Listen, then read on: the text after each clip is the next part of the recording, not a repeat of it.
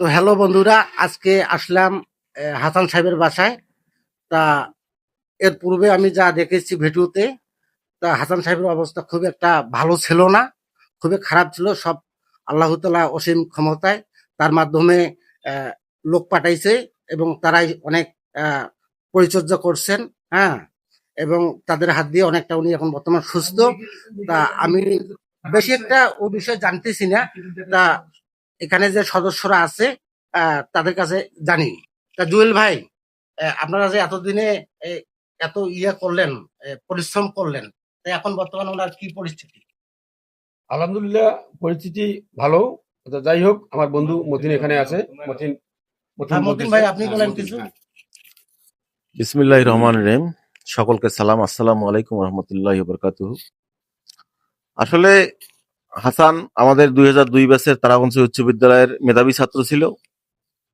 আপনারা হয়তো দেখেছিলেন এক মাস আগে ওর ভাঙাচুরা ঘরে প্রায় 3.5 বছর 4 বছর শিকলবন্দি অবস্থায় ছিল।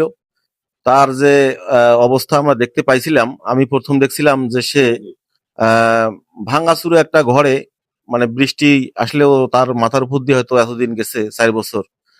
সে একদম মানে একটা চিড়িয়াখানার যে পশু থাকে তার চেয়েও একদম নিকৃষ্ট অবস্থায় সে প্রকৃতির যে মানুষের প্রস্রাব পায়খানা যেগুলো হয় সবকিছু ওখানে করেছিল এবং খাওয়া দাওয়া পলিথিনে বেঁধে ওকে দূর থেকে দেওয়া হয়েছিল।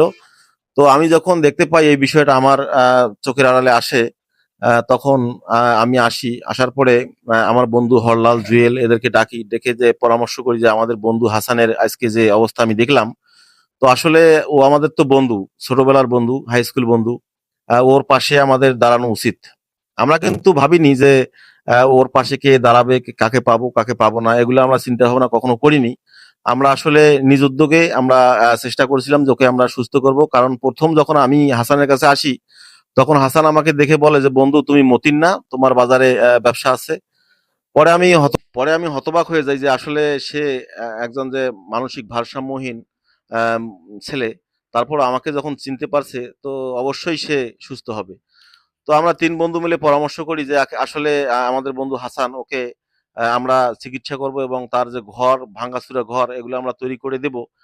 এই কারণে আমরা আবার 3 জন বসে গল্প করি এবং পরামর্শ করি। এবং আমাদের যে বন্ধু আছে 2002 ব্যাচের সকল বন্ধুদের সঙ্গে আমি যখন একটা ভিডিও পোস্ট করি, ওটা দেখা গেল যে 2,27,000 ভিউ ওই ভিডিওটা ওই সময় হয়। সবাই দেখে এবং শেয়ার করে। তো সবাই আগ্রহ প্রকাশ করে যে আসলে আমাদের বন্ধু হাসানের আজকে এই অবস্থা দেখে অনেকেই হয়তো চোখের পানি ফেলছে যে আসলে এটা কখনো মেনে নেওয়ার মতো নয়।